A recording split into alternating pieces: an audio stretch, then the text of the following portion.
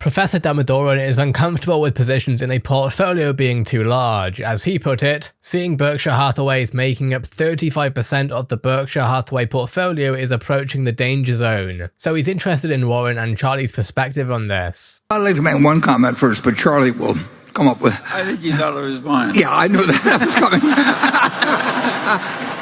But Apple is not 35% of Berkshire's portfolio. Berkshire's portfolio includes the railroad, the energy business, Garanimals, you name it, See's Candy. They're all businesses. And, the good thing about Apple is that we can go up.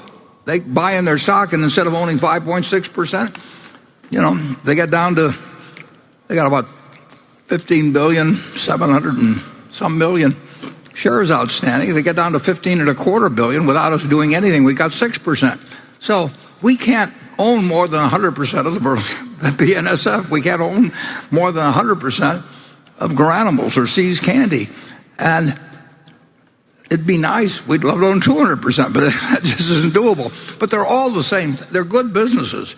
And to think that our criteria for Apple is different than the other businesses we own. It just happens to be a better business than any we own.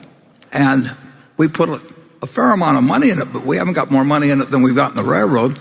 And Apple is a better business. Our railroad is a very good business, but it's not remotely as good as Apple's business. Apple, has a position with consumers where they're paying, maybe they pay $1,500 or whatever it may be for a phone, and these same people pay $35,000 for having a second car.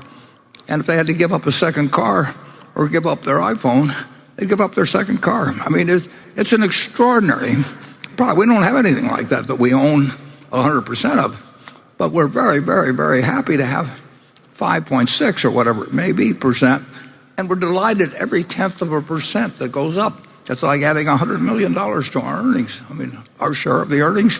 And they use the earnings to buy out our partners, which we're glad to see them sell out, too. The index funds have to sell. They bring the number of shares down. And, we went up slightly last year, and I made a mistake a couple of years ago, and I sold some shares when I had certain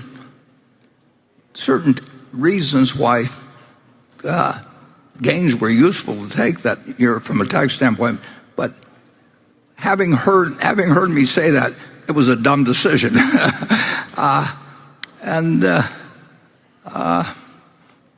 Charlie, you've already given your comment about it, but we do not have 35% of Berkshire's portfolio. Berkshire's portfolio is the funds we have to work with. And we want to own good businesses, and we also want to have plenty of liquidity. And beyond that, the sky's the limit, or our mistakes, who knows what the bottom is.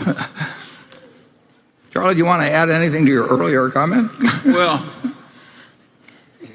I think one of the inane things that's taught in modern university education is that a vast diversification is absolutely mandatory in investing in common stocks. That is an insane idea. It's not that easy to have a vast plethora of good opportunities that are easily identified. And if you've only got 3, I'd rather be in my best ideas instead of my worst. And now, some people can't tell their best ideas from their worst, and in the act of deciding that an investment already is good, they get to thinking it's better than it is. I think we make fewer mistakes like that than other people, and that is a blessing to us. We're not so smart, but we kind of know where the edge of our smartness is. That is a very important part of practical intelligence. And a lot of people who are geniuses on IQ tests think they're a lot smarter than they are, and what they are is dangerous. But if you know the edge of your own ability pretty well, you should ignore most of the notions of our experts about what I call diversification of portfolios.